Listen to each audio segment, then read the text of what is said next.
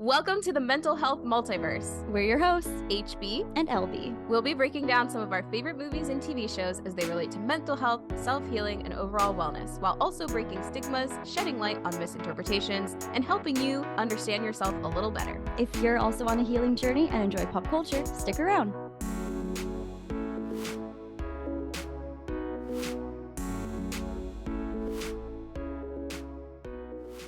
Hi friends, LB here with a quick little note before we jump into the episode. We are talking all about MEGARA with an amazing actress who was starring in the new Disney Hercules musical at Paper Mill Playhouse.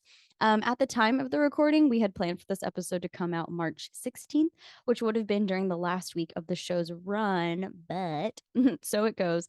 Things changed and shifted, so this episode is actually coming out after the show has already wrapped. And because we record this before the show even started, you may notice some moments of hesitation around what our amazing guest Kathryn can share about the show. Okay, hope that clears up any potential confusion when we talk about the production, but thanks again for being here and enjoy the episode.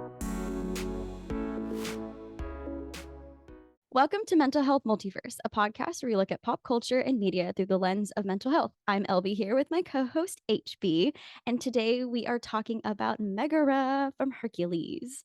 Yes, and we also have a super special guest today. Welcome to MHM, Kathryn Allison. Welcome, welcome. Okay, so Kathryn and I know each other.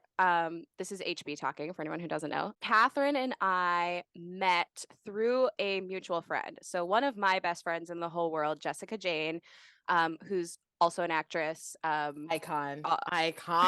She's so amazing. Jessica and I have been friends for a really long time, and Jessica needed to move out of a situation, and an actor friend that she was connected to was at the time in a production of Aladdin with Kathryn. And so he connected them, and then Kathryn and her roommate happened to be looking for a roommate, so Jessica moved in with them, and the rest is history. They all became best friends, and then I started coming over to hang out, and then Kathryn and I just have a lot in common. We're both like very body positive, very much in the space of like, feeling good about your body, and I love all of Kathryn's philosophies of life and theater and being an actor and being a singer and blah blah blah. So anyway, Kathryn, here's my official intro of Kathryn. Kathryn is very famous, very famous. So she's a sultry singer who released her debut album Something Real in 2019. And it's amazing. I've seen her perform some of it live. It was very, very, very good. And then back in 2014, this is something I didn't know when you sent me your bio. I was like, I didn't know this. So back in 2014, she won the New York Music Festival's Next Broadway Sensation, which is so exciting. And then 3 months later, made her Broadway debut in Aladdin, which is the show I was just telling you about. And I didn't realize you were in Aladdin back then. I saw Aladdin, so I probably saw you perform before I even knew who you were. Which is pretty cool. That's wild. Yeah. And then you, Kathryn, I was gonna say you, but I'll just say Kathryn since we're doing bio intro. Kathryn has also graced the Broadway stages of Wicked and most recently the Tony-winning revival of Company, both of which I definitely saw you perform in. And Kathryn has premiered solo shows to sold-out venues at Paper Mill Playhouse, 54 Below, Rockwood Music Hall, and Joe's Pub, which is where I saw you perform most of your Something Real album and more. But speaking of Paper Mill Playhouse, Kathryn just announced that she is playing Despina. Is that your character's name? Despina. Despina. Okay. Yeah. Well, Kathryn is playing Despina in Paper Mill Playhouse's production of Hercules, which is just amazing and so perfect for what we are talking about today, which is MEGARA / all the themes of Hercules. So welcome. That was a very long-winded intro, but our question for you so that you can start talking, Kathryn, is how did you get involved with Hercules? What has this process been like for you? I got involved during the last workshop that they did. They called me, like a week before it started, and they said, "Do you want to play the role of Despina?" And I was like, sure. And then the rest is history. I did that workshop, which was really fun. Yeah, we did a reading of the show and we put up a couple of numbers for people to see. And I just had an absolute blast. The creative team is just, Leah de Bostonay is just a brilliant director. She's amazing. And yeah, I just was smitten with everyone. And I was so happy that they asked me back to join for the Paper Mill Playhouse production, which is also very cool because I grew up going to Paper Mill Playhouse as a kid and watching shows there. And I also did the Paper Mill Conservatory. I got a scholarship there for my senior year of college, and I did that summer program. So it feels like a bit of a homecoming with, all of my friends there. It's Come cool. full circle. Yes. We love a full circle moment. That's so awesome. Well, Yeah. congratulations. We are very excited about that. Now, what is Despina's role in Hercules? Because I don't necessarily, for me, recognize the name. She is Hercules's earthly mother. Ooh. So she has a brief stint in the movie where she has a husband. In this one, she does not. Oh. Yeah. When was the last time, Kathryn, that you saw the original cartoon of Hercules? Probably, honestly, right before I auditioned for the workshop. Yeah, it was like the first time I had seen it in a while. And I was like, man, the music is so good. It's so good. And it makes you feel good.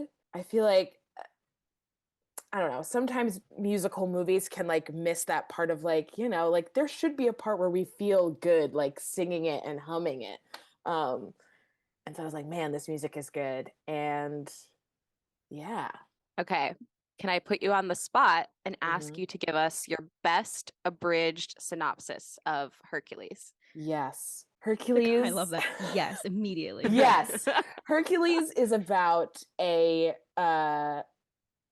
young man who was snatched as a baby from his parents Zeus and Hera by Hades and brought to Earth and made half god, half human.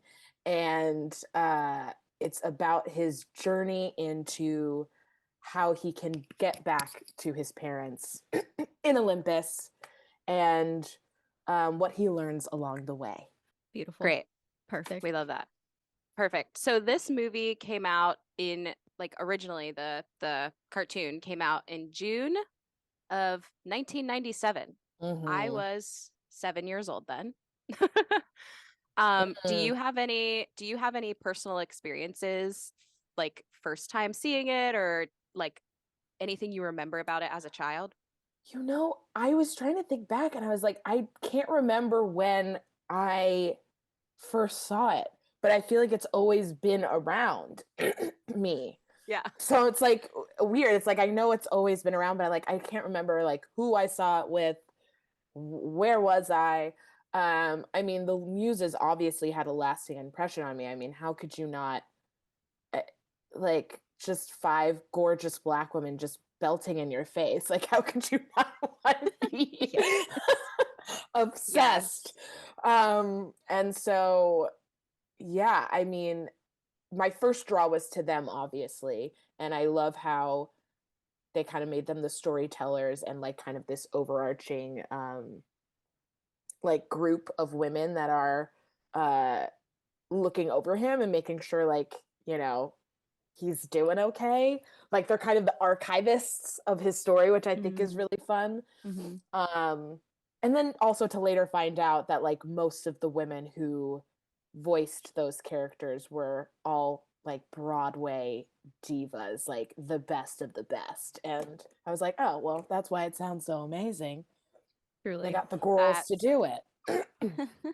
I love that. I actually didn't know that. I was telling LB on one of our previous episodes that I was kind of like, I'm really bad at like knowing who voices things in Disney movies. Like if you were to tell me like, oh, so and so voice, unless their voice is very obvious, like Danny Yeah. DeVito in this is like Oh, very yeah. obviously Danny DeVito. Yes.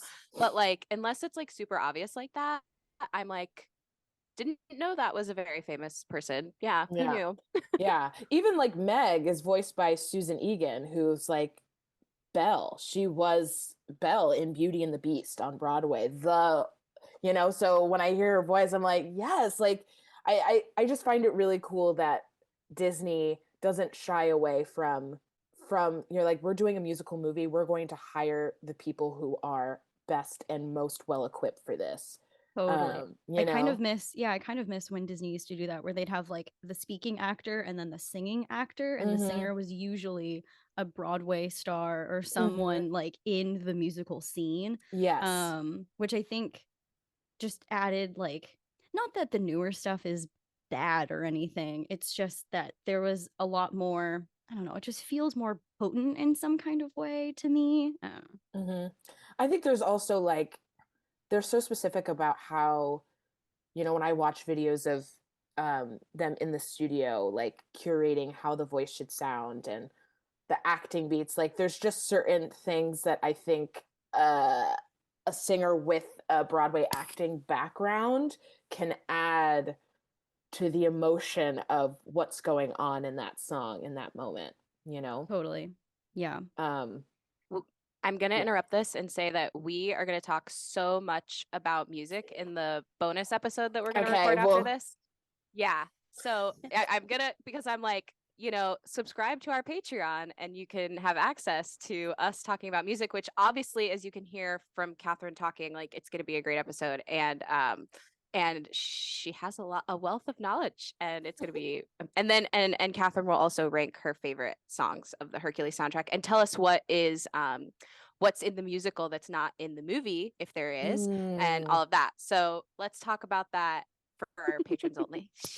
Yeah. Thanks, HB, for keeping us on track. yes, please, thanks.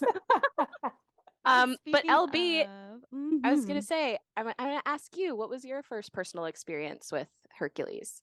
very similarly, and I think it's something we all have in common here. I have no idea. I don't remember the Yeah, first time I saw Hercules. I was if it came out in 1997, I was about to be 2 years old. So baby, I baby, don't baby. think I was a baby. So I don't think I saw the movie in theaters, which I think is kind of funny because then Mulan came out the next year, and Kathryn, I said this in our Mulan episode, but I saw that one in theaters 6 times and I was 3. Anyway, irrelevant. But so I don't think I saw it in theaters, but I do remember having like the VHS, but Mm, as a kid, it like wasn't in my rotation much. But I think that changed like when I got older. And I don't know if it's because like while it's a really amazing movie and an amazing soundtrack, it's one of those I couldn't appreciate until I was older, if that makes sense. Because yeah. I remember, do you guys remember ABC Family, which is now Freeform? Yes, 100%. They used to have like Disney marathons like all day or whatever. And I remember I would Mm-hmm. like turn on, it was channel 42 on my TV, and I'd look at the little menu so I could see what was coming up. And it'd be like Aladdin, Hercules, Alice in Wonderland, Beauty and the Beast. And I'd be like, yes, this is all I'm doing for the rest of the day. Um, So good. but I would get really excited when I saw Hercules. But it was one of those things where like I wouldn't necessarily go out of my way to watch it, but if it were on, I'd be like, yes, this is amazing. Mm-hmm. Or maybe it's just because I have like a deeper appreciation for the music and Greek mythology because I took a course in college. Even though this movie is nothing like the actual story, but that's okay. What about you, Yeah. HB? I mean, I also have no recollection of my first time seeing it. I definitely think it's one that I only watched like because I don't think I owned it. I think it's one that I only watched when I was like over at my cousin's. It was a very unique situation. My cousin lived in the same apartment building, like in a duplex as my grandparents. So like I would go to my grandparents' house and my cousins would be there and we'd just like watch Disney sing-alongs and Disney and whatever all day. Um, and so I think I don't have a recollection, but I know that it was like I'm pretty sure it was like part of me watching it like with my cousins and stuff. But I also agree. It's like I think it's one of those movies that like you don't really recognize or realize a lot of how deep it is until Mm-hmm. you are older. You can't really appreciate it for what it is until you're older. And I mean, I really remember liking Megara because I feel like, you know, in terms of like Disney princess representation, of course we had Belle, but like and Esmeralda, I think, is another one that I was sort of like, oh, I can kind of see myself in her. And I think that Megara was another one that's like, is this a Disney princess I can relate to? And like, I think I struggled with that of sort of like not being sure. Mm. Um, And I did, however, have a baby Pegasus plushie, you know, when Pegasus is a baby. And it was one of my favorite things. And it was so cute. And I need to call my mom and ask where it is if I still have it somewhere at her house, because it was so cute. And I started, like, I have an obsession with unicorns and Pegasuses and that kind of thing. So it's like, I'm not surprised that that's like one of the plushies that I had. But I also collected all of the plates from Burger King. Do you guys remember those? The collectible plates that you could get from Burger King that had like each character on them. There was a Megara plate and a Zeus plate and a Hercules plate. What? No? No? I had Okay. no idea. I have a vague, I'm looking it up right now because I have a Yeah, now vague I'm recollection Googling and memory. this. And I feel like you just unlocked like this memory that I haven't touched in decades. Yeah. Oh my God, yes. We'll definitely put a link to the plates in the show notes. But yeah, my parents still have, like, when I go home for Christmas and stuff, like I still eat off of these plates. My parents still have all of them. Wait, you know Yeah. what? The cups I definitely remember. Oh, that is great. Wait, these are cute though. There are people selling Wow. them on Etsy and stuff, or like reselling them on eBay or something. Like, yeah, they're like collector edition things. They came out in '97. You could Gorge. collect them all. Yeah. Yeah. We'll definitely put a link in the show notes so that those of our listeners who have ADHD can be like, let me go check that out right now. Yeah. Wow. Into it. Um, Love it. That's so cool. yeah. So that's like my memory is more of like the things I had and less of like me actually watching it. I am jealous you have that Pegasus plushie. I've wanted that for so long. So long. I know what I'm getting you for Christmas. I mean, birthday, whatever comes first. Let's talk about Megara. My favorite thing personally about Megara that I did not realize until LB and I recently did a rewatch together to sort of look at Hercules through the lens of healing and metaphors and all of that. And what I noticed upon this watch is that she's the antithesis of a traditional Disney princess, which I kind of like. Because her song, traditional Disney princesses have a song about being in love. And her song is about how she will not be in love, which I think is really funny. But there's also a scene where Pain and Panic show up to her as forest creatures, like they're in like bunny and squirrel form. And she's like immediately cruel to them. And it's like, what other Disney princess sees animals and is like cruel to them? So I thought that was really funny too.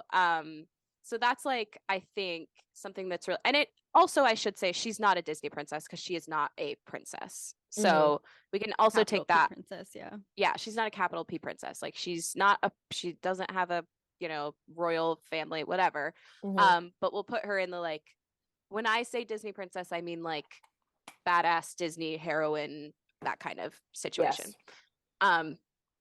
But she's also, I think she's just incredibly well-spoken and articulate. That's something that I really like about her. Like the way that she speaks is like, yeah, you are so communicative. Like, go off. Like, I could listen to her speak all day. Yeah. And she also is just so good at sticking to her morals and values, which we will talk about more when we talk about theme. Because like moral ambiguity is a huge theme in this movie, I think. And she's just so independent and so sassy, which I know LB is going to talk about too.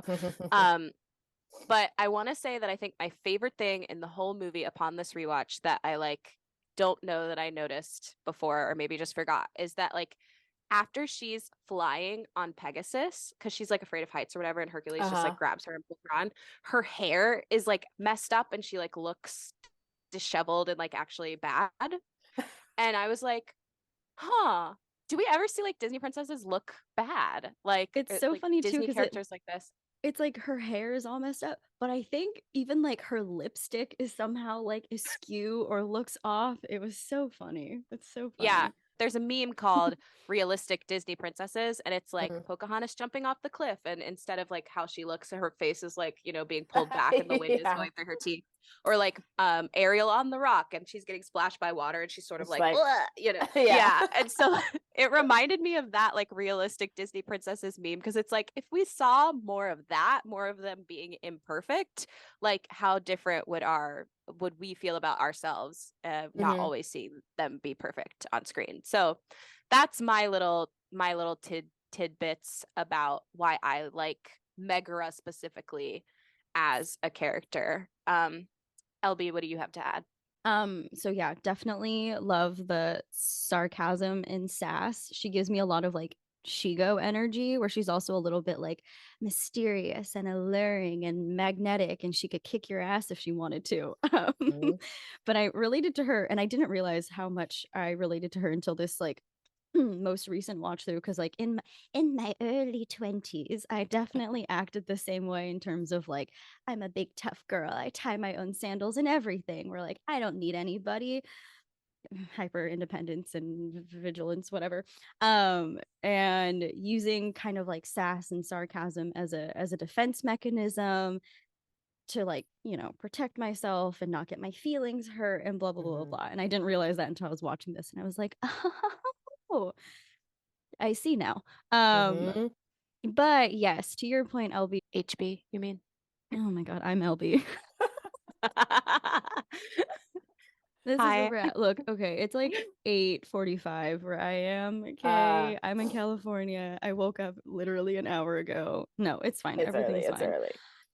She is also very different than some of the female characters we've seen, especially during this era of Disney, because she wasn't a damsel in distress, like needing to be saved necessarily.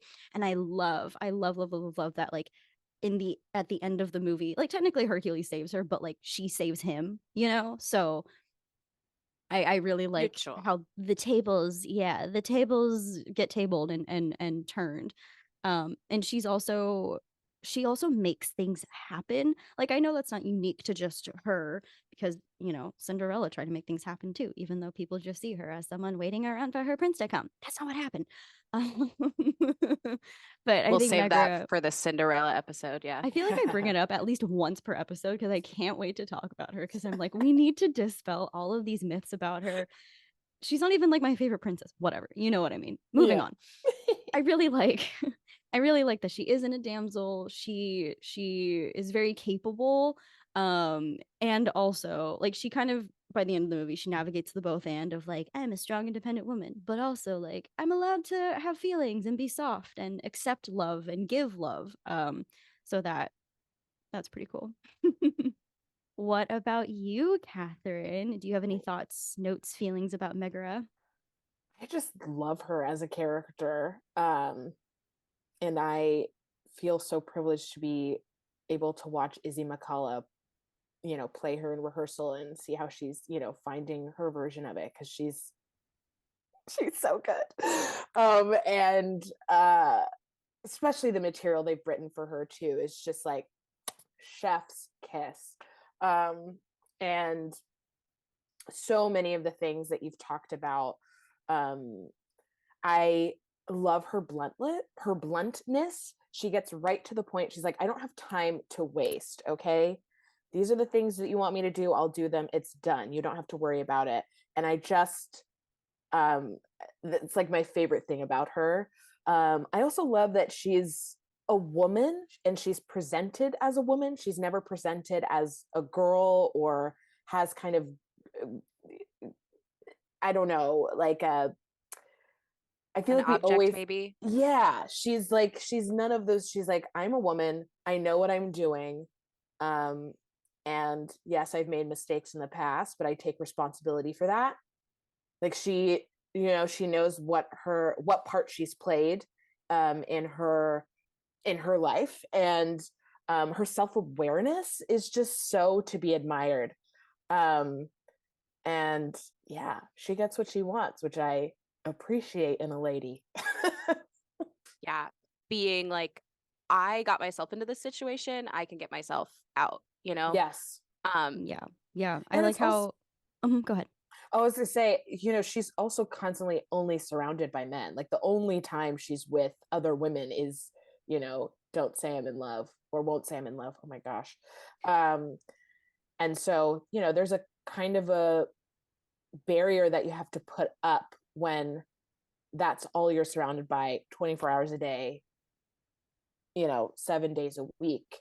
And so I can imagine how exhausting that would be, and how rare it is for her to bring that wall down too. And the fact that we get to see that in the movie briefly and in the musical is awesome. So we both, LB and I both identified moral values, ethics, truth, like that kind of thing is like a huge theme. For me, mine was sort of about like living in moral ambiguity, like what is right and what is wrong. Mm-hmm. And I think Megara is a great representation of that, because it's like she wants to initially behave selfishly because she's in this contract with Hades and wants to get out of it, right? Mm-hmm. And like she's been so wronged in the past too, which like can go back to another reason why I like her as a character so much, and a reason that we probably couldn't relate to her as a kid as much, is because like they explain that like she had been in love before, and her previous partner, lover, whatever, is why she's in this contract with Hades, because she sacrificed herself for him and then he left her anyway. And I'm Mm-hmm. like, if that just doesn't prove how much men suck. Oh God, I say that too much on this podcast. I don't actually think that, but I do think that there are some men in this world who are not great. And like, I just think it is, it's so heartbreaking to like know. And it's just like the reason that she is so jaded. And I feel like a lot of women feel that way, is that like they have been wronged in the past and they don't want to get back out there because they're afraid to get hurt again. And I think Mm-hmm. that's so, so, so relatable about this character as an adult, being like, yeah, it's hard to be vulnerable. And I'm going to talk about vulnerability so much in a second. Vulnerability is another great theme, I think. But also like what it takes to be a hero, what it means to be strong, self-sacrifice, and love. Like all of these are huge themes that I think I've seen in the film, and I think most likely carry on into the musical as well. Yep. Mm-hmm, totally. And speaking of love, I made a note that like in rewatching, I noticed that the core of all of Meg's choices and decisions is love. Like even if it sometimes bites her in the butt, she for the most part makes a lot of big decisions from that place of like helping others, even though she's not like on the inside she's like soft and squishy, on even though on the outside she's like very, she has these walls and she's like, I don't need anybody, I'm a bad bitch, you know. Mm-hmm. But it is really nice when we can when we can kind of break her character down, and her characterization is like the nucleus of her is love. And I think that's so beautiful. And I think it is a really nice representation of how you I think I just said this, but of how you can be strong, and we'll get into like what that means, but how you can be strong and soft, and like those two things can go coexist within like a person, because we're multifaceted human beings, we're not just this way or that way, and we can hold space for like a lot of different things. And I feel like that's a very deep analysis of a very cute kids movie, but I think it's a really important reminder, especially for a lot of people, especially like you said, HB, when they've been jaded by, the dating world or love or whatever. Just a reminder that like, yeah, you can acknowledge that it hurts and that it sucks, and not let it keep you from trying anyway, Mm. whether that be with love, whether that be with any journey, path, life thing you're on. That resonates with me so much, because I truly feel like in the crux specifically about the musical that we're doing with this, like that is like, I don't know, what would you call it, like the one liner, The through line. the through line. Thank you. Like Yeah. that's the one thing to take away, that like whether you're strong physically, emotionally, it's okay to be upset or like feel that you failed at something, but don't let that take away from your goal and like what you want, even if what you want at the end is not exactly what you thought it was going to be. I can't wait for people to see this. Yes. I not a dry eye in the house, baby, not a dry eye. Gosh, just, I mean, so many of the themes that you mentioned are in the musical version, and if anything, they're just deepened to another level. I think sometimes when we take movies to the stage, I think sometimes the heart can be taken out of it, or it just becomes very surface level. And Lear has done such a good job of just deepening. Like, we're making this, as realistic as it can be. It still has the pizzazz of a big Disney musical, but at its core, it's really facing these real problems, for each of the characters in the show, and what they would really feel like in that moment, which I think is important. Yeah, it sounds like it has a lot of heart. Yes, it does. So much. Oh, I'm so excited. That's ugh. I'm so excited for you. I'm so excited for the production. Even if I can't make it out, I'm just really excited to hopefully see it at some point, whether that's when they do the national tour and it comes my way, or if I can figure out a way to fly to New Jersey in the next month, but Kathryn, we'll just manifest that it's manifest that it's coming to Broadway, and that you can make a trip a little later. Yeah. I've also never been to New York City, and I would love to see. Yes. I've never seen like anything on Broadway, actually. I just wait for them to come out to California. So we gotta get you out here, right? Yes. Okay, so Broadway for LB 2023. You heard it here first. It's gonna happen.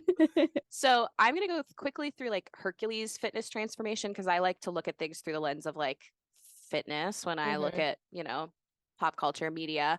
But I think it's just cool in this that we see a literal fitness transformation. Like, mostly I have to do metaphors and be like, oh, their journey is like this, but like Hercules literally has a fitness transformation. And it's very fascinating to watch, because when he goes through the journey, he already has all of his physical strength, but he doesn't really know how to control it or harness it or who he is. And one note that I will add, because LB really wants me to add it, is that it's just kind of funny, the way that his character is drawn.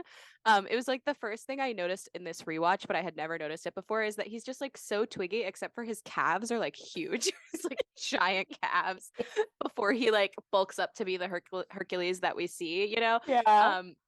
I just think it's so funny that they just gave him these like giant calves, and I'm like, wow, good he for needed you. Something to keep him up, because he's so like he's like almost like one of those like car, what you see outside the of a inflatable oh, the wiggly inflatables, it's like he needed some legs to like keep him to the ground, because it's just flailing everywhere. Poor man. Yeah, he's just so clumsy. And even when he goes through his journey and he's become this like really physically strong, a little bit more controlled, he still like accidentally breaks things and things like that.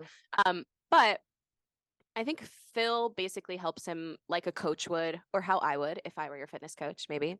And it seems like Hercules really gets into a place of comfort with his strength, which I really like. Like, even though he still makes mistakes, I think maybe that normalizes that like mistakes happen, and like even after you go through your fitness journey, you're not going to be perfect. Things are still gonna, affect how you show up in the world.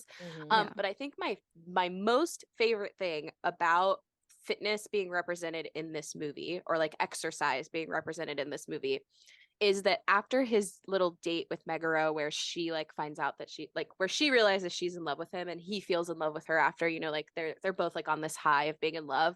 I love that we see him kind of using fitness as an outlet for that. And he's kind of like, he's lifting weights and throwing them around and swinging from things because he's just like so giddy with love.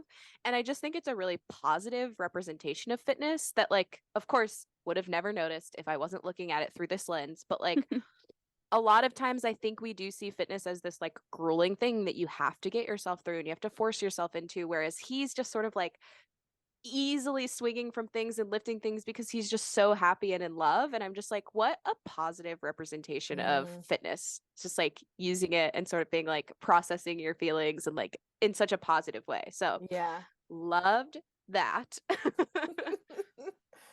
God, he's such a sweet character. I mean, just dopey in the best ways. Like I can't, and like again, I He's a can't wait. himbo. Truly, like a true himbo, and like, you know, sometimes himbos can be a little mean, but he's just so sweet. I can't wait for people to see Bradley because he encompasses that so well.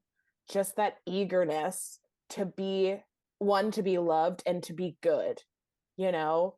Even though like he like doesn't know inherently like he is a good person. Like he's trying so hard. It's so sweet. I No, can't. that's such a good, that's such a good point that he's trying so hard to prove that he is good, he's good enough, that he's worthy, essentially, right? To Mhm. become a god again. When he, and then at the end of the movie, he realizes all along he was always good enough. And Yeah. Yeah. And yeah, I never thought about like how you do actually see him go through a physical transformation in the movie. Like I never thought about it, but I do think that's really important that he had to work for it. You know, it wasn't something that was just given to him immediately. Um, just because of who he was. He was like, no, I have to work for it if I want to, you know, achieve the goals that I want to do or whatever. Yeah.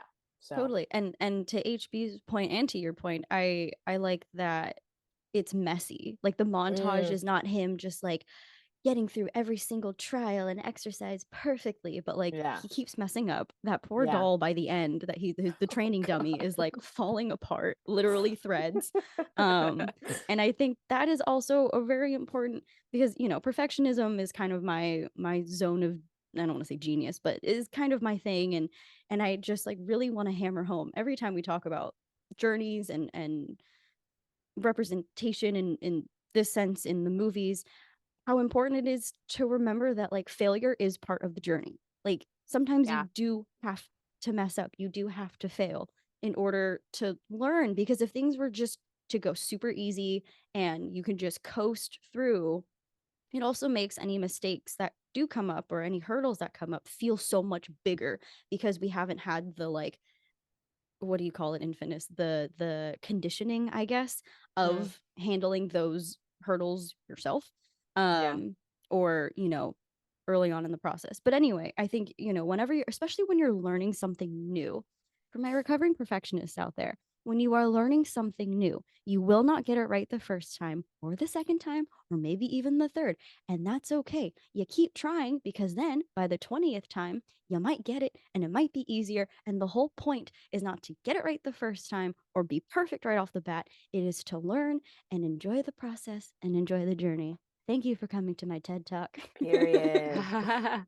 Yes. And I want to go back to what Kathryn said too about like how it's important that he had to work for it, because I do think in the age, I feel like I've talked about this a few times on the podcast, but like in the age of fitness influencers where people don't exactly have accreditations and certifications, and there are just people out there who look the part, so they Yes. advertise that they can help you look like them, and it's just Mm-hmm. like they, you know, maybe some of them did have to work for it, but a lot of people who just kind of put themselves out there who are you know, being fake about it. Like I'm not going to say that every fitness influence out there is. I think there are a lot of great people out there to follow, but I do think you have to be aware of the people who are out there and didn't have to really work, or like who don't have to work or try, because they're Yes. not really going to be able to help you because they've never had to go through that journey themselves. And I'm not, I guess I don't mean to say that like someone has to have gone through the same journey as you in order to be able to help you, but I do mean that like, you know, if someone just is like naturally predispositioned to look a certain way or behave a certain way, um, just by them existing, they're not gonna you're not gonna be you're not going to look like them because you eat or exercise how they do, because you're different people. Like if it's natural for them, it's natural for them, and it's not Mm-hmm. natural for you. And just Mhm. something to be aware of in life and fitness and in the world, Yeah. in the age Totally. of social Yeah. media, you know. Well, yeah, and I think you bring up a good point around intersectionality, right? Like knowing someone's background and what they have access to, right? You know, Yeah. like if they have access to all of the uh, green juices and smoothies and all of these like really clean and organic ingredients, that's great and that's wonderful, but not everyone has access to that. Yeah. So just taking into account more than more than just like your physical makeup and your genetics and your biology, but also like your external world. And Socioeconomic status. thank you. Yeah. That's the word I'm looking for. Yep. Perfect. Yeah. Yeah. But I also want to shift the focus to Megara a little bit when it comes to like strength. Because I think a big thing for me that I took away from this was like obviously what it takes to be strong. And I think what Megara shows us is that there are many different ways to divine strength that's not just physical. For example, like when she stands up to Hades and is sort of like, I'm not going to keep doing this to this poor man. Like he doesn't deserve this, and I'm not going to do it anymore. And like that had to take a certain amount of strength and bravery to do that. But then that there's also strength in vulnerability, or that vulnerability is actually a strength. Because I feel like every character, the more vulnerable they become, the stronger they become in Hercules specifically. Like the more each character showcases their vulnerability, it's actually shown as more of a strength for them. And I just love that so much. And it's interesting. I don't know if this is in the movie, but it's interesting to me that because Hercules wears his heart on his sleeve so much, he almost like teaches the people around him how to do that. It's almost like he's the impetus for that, because like I don't think Meg would have gotten to that softness without him. I don't think Phil would have gotten to that softness without him. Like he almost is like this like infestation of of joy. Yeah. And he like is not afraid to express his feelings, which is so wild. Like I don't think we have that many representations of men who like really do that and articulate it so well. That's such a good I have to like marinate in that, what you just said, for a while, because I didn't recognize that. I didn't even think about that, but that is such a good point. It's kind of like, you know, you do impact the people around you, whether you know it or not. And in a lot of ways, it can be this like big grand thing where, you know, Phil goes from this also jaded tutor, teacher, trainer to this like really loving, caring, compassionate figure. And same with Meg. So good. But also back to Meg, because I feel like I deviated and I'm gonna come back. No, you're good. But I think her strength is, you know, coming from her past and coming from, you know, all of these things who she had to be in order to survive in this world of Hercules. And I think that's so relatable. And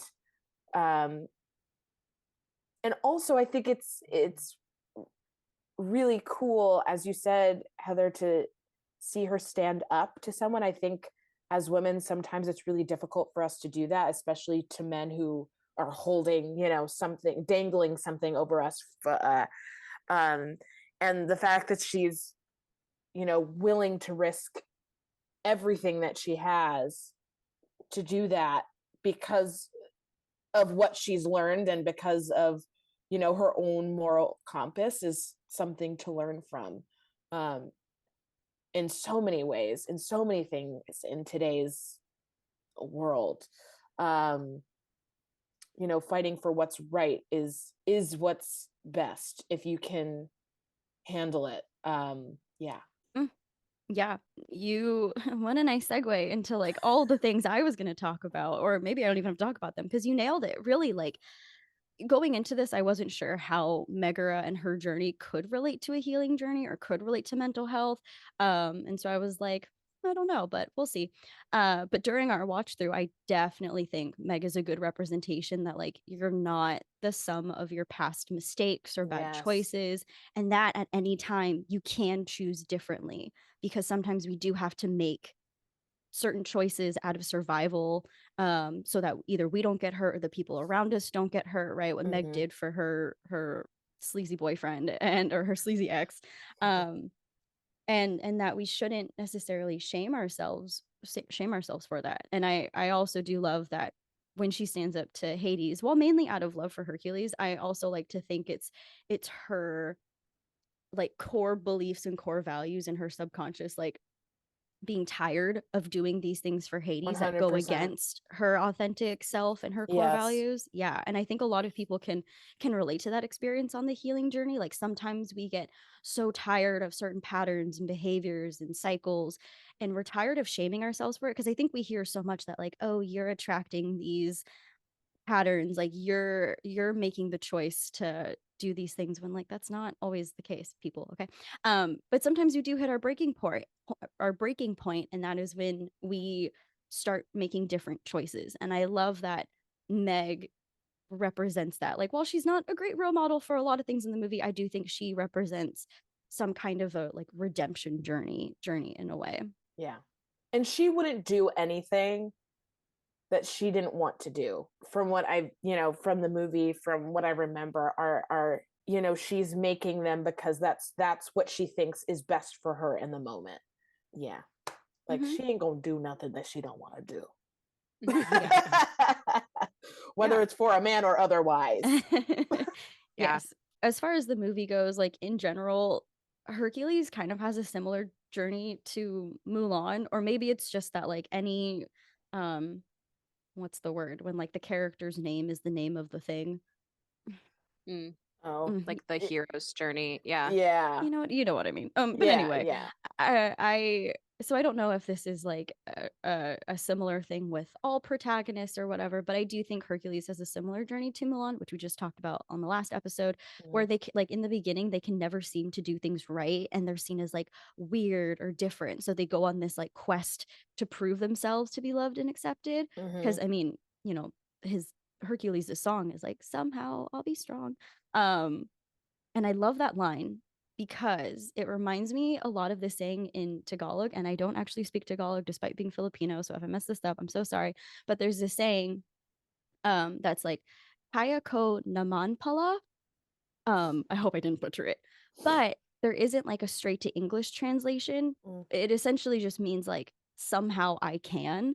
And I love that. It's like, I don't know how it's going to happen. I don't know what exactly I'm going to do, but I know that somehow I can do it. And I think that's just a very empowering thought when faced with adversity. And I think also both Meg and Hercules share a similar desire, which can be seen as another reason why both characters are loved and relatable. And it's that like the deepest human desire is to be loved and to feel like they belong.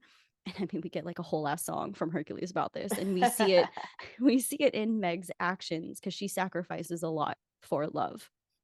Yeah, and it's just like it is such a core desire for all humans, is to like belong and to feel loved. And like that is very, very accurately represented in this for sure. Oh, 100%. And I think it's a really good reminder for people who are a little hyper independent or like a little jaded from their past experiences that like you wanting those things doesn't mean you're weak or you're too soft or that there's something wrong with you. It is like an innate biological human desire, and it's okay. It's okay to want to receive love. It's okay to want to give love. And I don't even mean in romantic relationships, but in like community and with friends. And it's okay to lower those sometimes. It's okay to lower those walls. And I know it's easier said than done, but like, yeah, it's okay. Yeah, I like that you brought that up too, because it's definitely like I think a lot of people who do feel especially jaded when it comes to like romantic relationships, something that has really helped me personally is like recognizing all of the non-romantic, like seeing my friendships as romantic relationships. Like you can romance your life in other ways, like go on friend dates, take yourself on dates, like talk to your friends how you would talk to a partner, like treat them the same way that you would, because your partner is never or partners are never going to be your end all be all. Like, and every relationship that you have is important. And I think that that like that need or desire to feel loved and belong is like it's about who you have in your life surrounding you, and it doesn't always necessarily have to be a romantic love, Yes. I mean, like isn't that kind of the concept of radical friendship, right? That like that we do cherish these really intimate connections that we have. Like it doesn't have to be romantic in that way, but that we honor what it is to be a friend to be a best friend to someone and the commitments that you have to each other. Like, I do not take those relationships lightly, because, you know, we all know those nights when you come over to your friend's house and it could be like, you know, you're just like chatting for hours and hours and talking about like the deepness of life and where are we going to go and your goals, and like when you see them achieving like the things that they've dreamed of, I mean, like, come on, like, I mean, there's such a depthness to that. And I think sometimes we don't, like you said, Heather, look at those relationships in the same way. And yeah, they're just so important. And I think you're right. I think we should treat our friends in that way. We're so invested in each other's goodwill and like wanting to do well. And it's, you know, the same with, you know, a partner. It's like you want them to do well and achieve everything they've wished and hoped for. You know, it's a different kind of love. Yeah, but it's still love. And I think whenever Yeah. we talk about relationships, somehow the default is to talk about romantic relationships, but friendship is a relationship. Your relationship Yes. to yourself is a relationship, you know? Yes. And I think taking stock of all of those things is very important, because again, we are multifaceted human beings with a lot of different kinds of love. And I know that there are like Latin or Hebrew words for them, but I don't remember off the top of my head. But yes, that is such a good point. I'm going to make a bit of a shift Okay. from this deep conversation about friendship and love. So let's talk about our favorite quotes of the movie, which I guess can be deep too. Or musical if you have a quote that you like want to Ooh, share. If you can share. Yeah, I if gotta you're able to share. Think. I'll share mine. Mine, I have two. My first is a little deeper than my second, I think. Or the first one is that being famous isn't the same as being a true hero. Look inside your heart. Mhm. Mhm, And mhm, I mhm. love that one because it kind of like talks about what I talked about earlier about like the influencers and all of that, whatever, blah, blah, blah. But I also just think that like some people seek so much external validation. I am one of those people included. That like, you know, I just want people to tell me I'm good enough, I'm pretty, I'm, you know, like tell me the things, because for some reason my brain just like won't believe them. But it's like the ending of that, like look inside your heart, it's like, but what I believe about myself is kind of like all that matters. And that's going to affect everything else. Like no amount of people telling me I'm enough or telling me those external things, if I'm not right on the inside, if I don't believe it in my heart, none of that other stuff is going to stick. Mm. So Mhm. that's why that quote is my favorite. My other favorite quote is, I'm a damsel, I'm in distress, I can handle this, have a nice day. But it's very much about like Meg's hyper independence and sort of being like, who is this guy coming to sweep me off my feet? Like, goodbye. I don't need this in my life right now. my Those are my two faves. my favorite quotes are very similar. But just to your point, HB, about external validation, again, very similarly to like the need for community and belonging. External validation isn't always a bad thing. You know, like sometimes it can be helpful. Again, it's just like moderation. The line between like where it gets not so great is when we are relying completely on it, just like you said, HB, of like, you know, I think it's important that we have a very strong center within ourselves, and people's opinions and thoughts or validations or approvals of us only add to it, but they Mm. can't take anything away, because external validation is just like and relying on external cues can just be a survival thing, right? Like if you think about back in the olden days, you know, people had to rely on um those cues to know whether they were like safe, or if they should go this way or if they shouldn't go this way. Yeah. So anyway, all of that to say, external validation isn't always a bad thing. It's more than okay to like get feedback or want to hear it from someone else, or even if you like just need that extra push and confirmation. But again, it just gets messy when that is the only thing we're relying on, and we're not listening to our true authentic self, or like the compassionate inner voice inside of us, and we're going against how we feel for the sake of others. Mm. Mm-hmm. Yeah. Mm-hmm. Kathryn, have you thought of your quotes yet? Oh my gosh. Okay, so I have so many. um One, like, two of them are, lines that are said in the musical that one of them I definitely think I can't say. Okay. I'll start with the first one.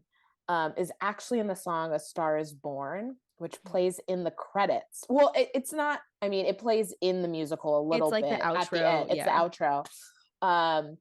But it's kind of also like one of the main themes of the show. It goes, and in you a hero too, like we like the whole song like is about him celebrating him. It's like, no, but like you, like the audience, like you can be a hero too. Like it's not just that he did it, but like watch his journey and like what can you learn for it, that so that you can take those qualities and like go out into the world and do it. I'm like, oh my god, it makes me cry just thinking about it. And I also love it because there's only really two spots in the whole musical where like everyone's on stage together, and it's like it feels like such a magical moment that we all sing it together to the audience. It's just magic. And then the second one is a line that I say, I'm gonna say it, but it's, you have a heart of gold, those who can't see that simply can't see past themselves. I'm gonna cry right now. Right. Oh Right. We're both crying our sensitive little souls. And that is so applicable to anyone, right? Like any marginalized group can agree with that line. That it doesn't matter what other people think, like you are a good person. Don't let that get in the way of doing what you need to do and being who you are. It kills me every time I say it. It kills me every time. Yeah. wow. I'm telling you, I can't even tell you, this book is so good. There's so much wit, there's so much funny, and there's so much just cut straight to what the moment needs, and like what lessons do characters need to learn in the moment. Yeah, I'm just very excited for people to witness that. I can't wait. I obviously am gonna cry because I'm crying now. So here we are. I can't LB is speechless. She's speechless. What can I say? Robert Horm and Kwame, they like ate it up. Oh my god. Wow. Oh my gosh. Okay, I have to fly out to New Jersey to see this. Babe, pack your bags. We're going. Oh man. Now the quotes I was gonna say kind of, I don't want to say pale in comparison, but they're not that weepy. They're not that potent and powerful. But oh no, come on now. We want to know. The people want to know. I think very similarly to what you guys shared, one of my favorites is, a true hero isn't measured by the size of his strength, but by the strength of his heart. And I think Zeus says that to Hercules when he's trying to figure out like what a hero means. And I really like it because it reminds us that like heroism or honor isn't performative acts, but like true selflessness, intentionality, right? And so far we've seen this with most of all of the protagonists we've talked about too, all of them. And things there, you can see that there is a shift, that things change when they shift their intentions from self-serving or trying to prove or people please or whatever, or out of duty and obligation, to actual desire to help and to actually do these things without trying to gain anything. So that's one of them. And then I don't remember who says it, but or what the scene is, but there was a line that stood out to me and I wrote it down. But you have to discover it for yourself. It might be when Hercules, the Zeus statue, like comes to life, and Hercules is like, teach me what it means to be a hero. And he's like, you have to figure that out for yourself. I don't know. But it is such a great line because, like we've talked about, it's a good reminder that no one can just like hand us the answers, right? Like the fitness influencer can't just like give you the recipe. A coach or a therapist can't just like give you a book or give you these exercises. They can't, like, no one else can do the work for you. And there are things that we have to work at, whether it be in fitness and healing, like I just said, because and that's not to say that it won't help. It can help, but you are your own unique person walking your own equally unique path. So what worked for them might work for you, or it might not. And you also might find something that works better than following someone else's path. But I think, again, like getting comfortable existing in that like both and space can be really powerful of like, these are the things that worked for them. I'm going to try it. And if it doesn't work for me, that doesn't mean there's something wrong with me. It doesn't mean I'm too broken beyond repair. It just means I also now have to do the work of finding what works for my unique path. Yeah. Yeah. I think that also goes back to like what Heather said about like watching his physical transformation and Totally. it's like not only are, we're getting the metaphorical version or like the we're not only like watching him go through the mental gymnastics of like, how do I get there? But we're also watching it happen in real time, physically going, through all the struggles with that, which I think, is good to always have a visual too. Yes. Yeah. Yeah.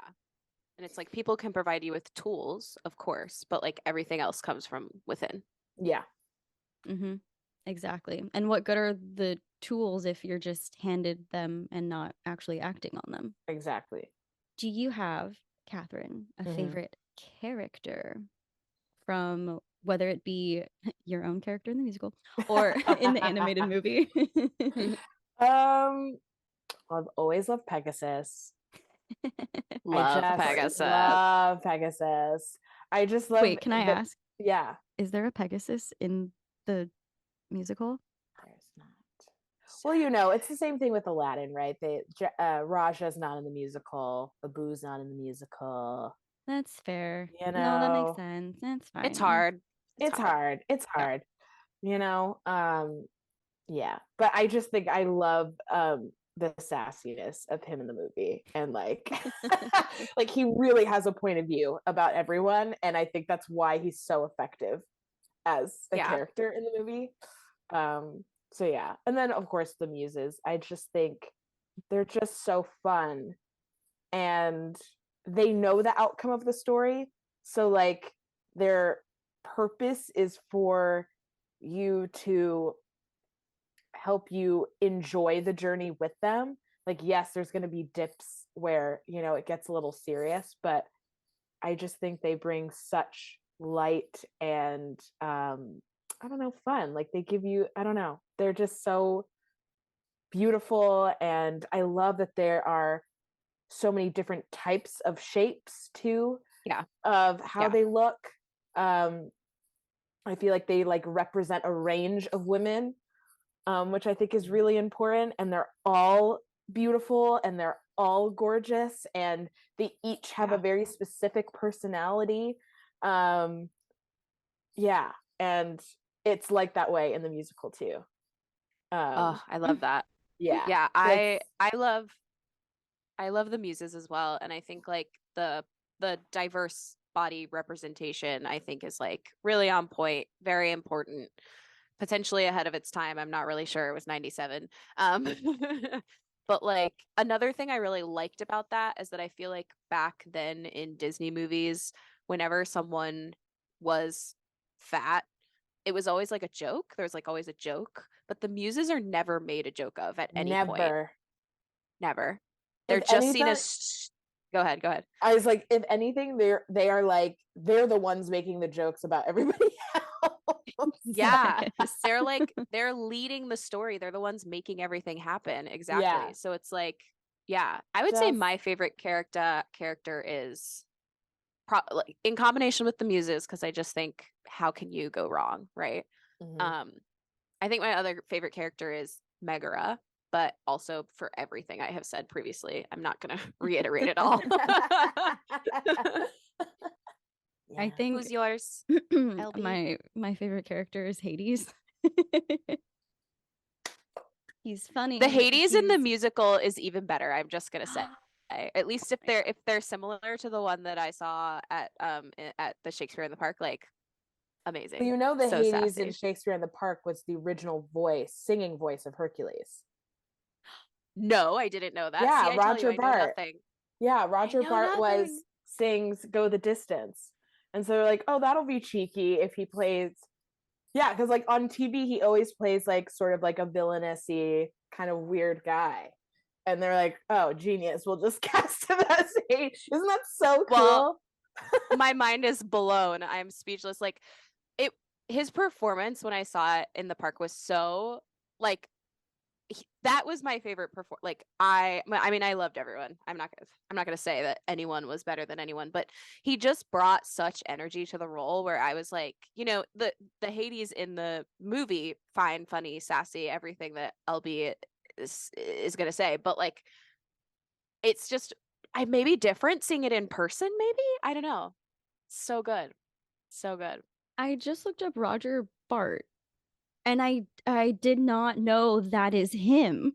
Mm-hmm. Yeah, that's him. That's him. What?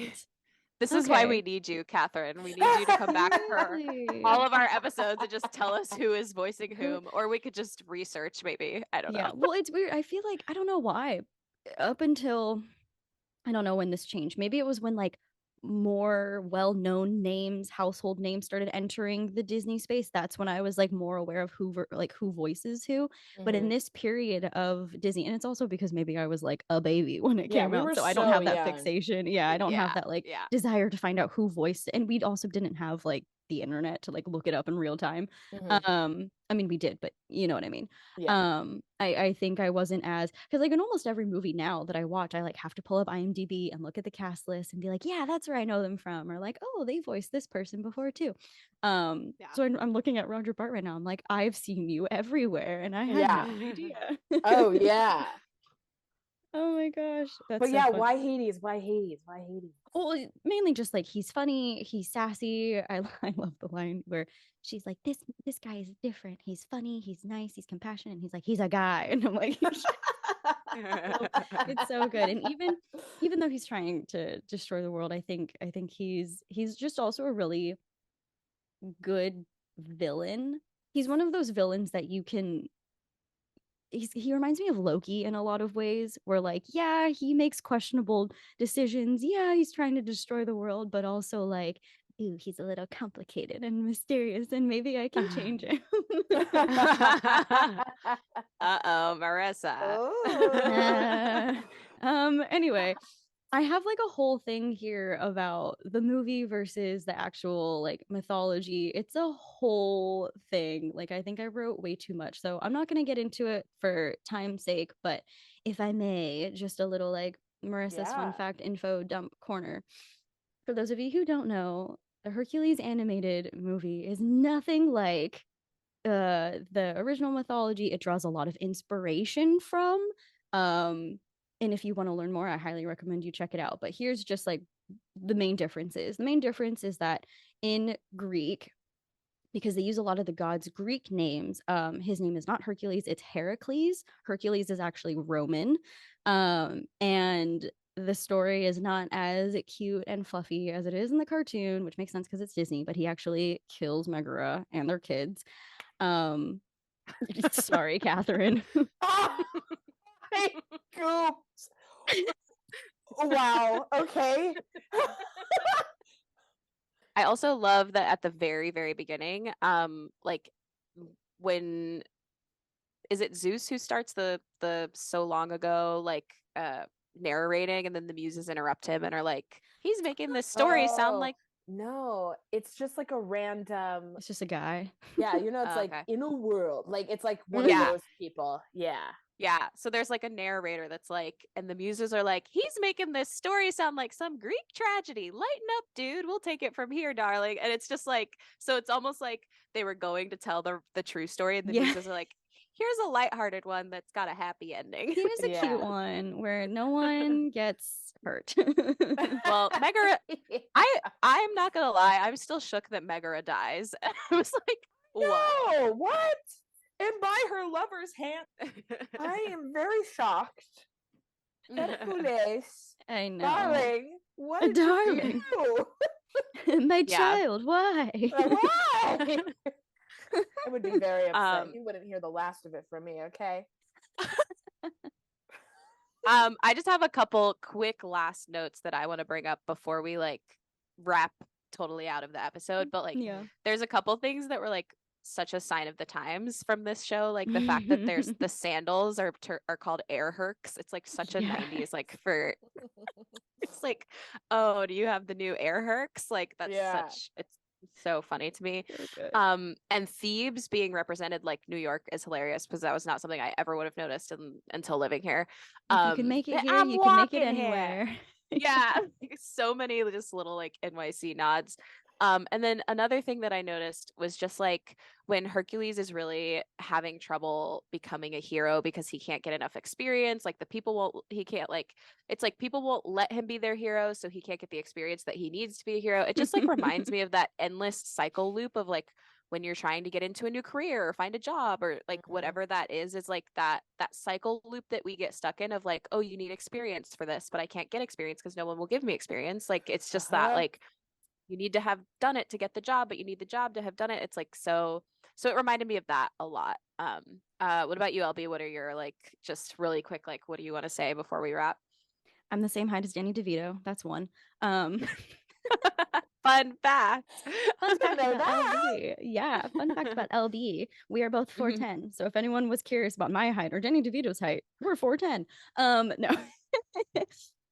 My other notes are I like the part, like I think right when Hercules is like working out or just like lifting and throwing things and swinging from things because he's so happy and in love, and Phil's trying to tell him that like, oh, Meg's working for Hades and like she's bad news or whatever.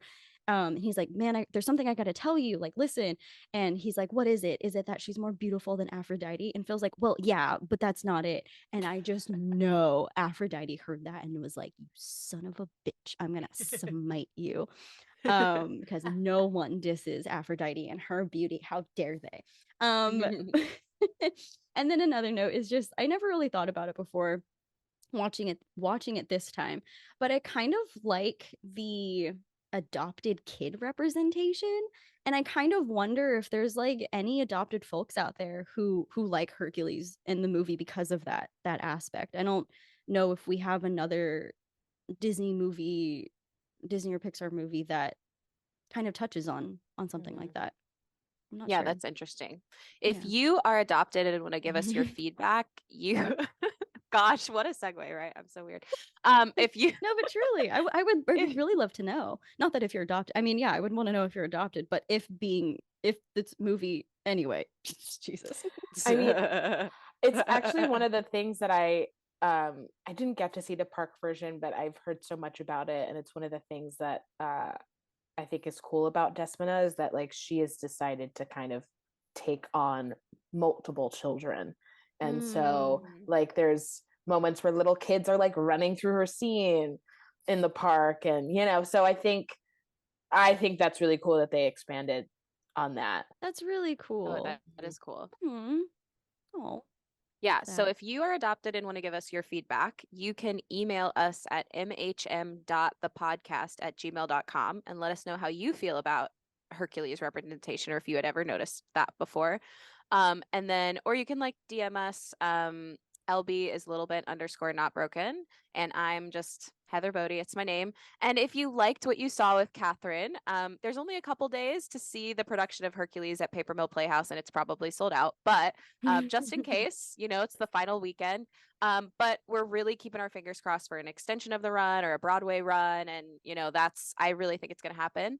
And you can find Kathryn at Kathryn D. Allison on Instagram, and follow the journey of being in this production, which is really freaking exciting. I'm so happy that we got to have you on to talk about all this. You brought so many insightful tidbits and nuggets for the listeners and for us. You made us cry, you made us laugh. So if that's not a range of experience, I don't know what is. So thank you so much for joining us, Kathryn.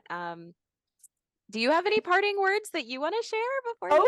Sure. Thank you so much for having me. I learned so much about Hercules and the show, and this has just been a lovely conversation. So thank you so much for having me. Oh, you for being here. Yeah, all thank right. you. And also we have a fun bonus episode coming out with Kathryn talking about the musical in terms of both the movie soundtrack and the musical. So in order to hear that episode, you can join our Patreon, and all of the links to get connected with us, to join our Patreon community or Discord server, are in the show notes. Yes. Yeah. All right, everybody. We'll see you next time. Bye. Bye. Thank you so much for listening to this episode of the Mental Health Multiverse podcast and for spending time with us, HB and LB. Special shout out to our musical composer, Little HB. If you enjoyed this episode and you'd like to help support the podcast, feel free to share it with others, post about it on social media, leave a rating and review, or become an exclusive Patreon member to see bonus and additional content. To stay up to date on all things MHM, you can follow us on Instagram at Heather Bodie and at littlebent_notbroken, or subscribe to our YouTube channel to see our faces and watch some fun bloopers. You can find all of these links in the show notes. Thanks again, and we'll see you next time.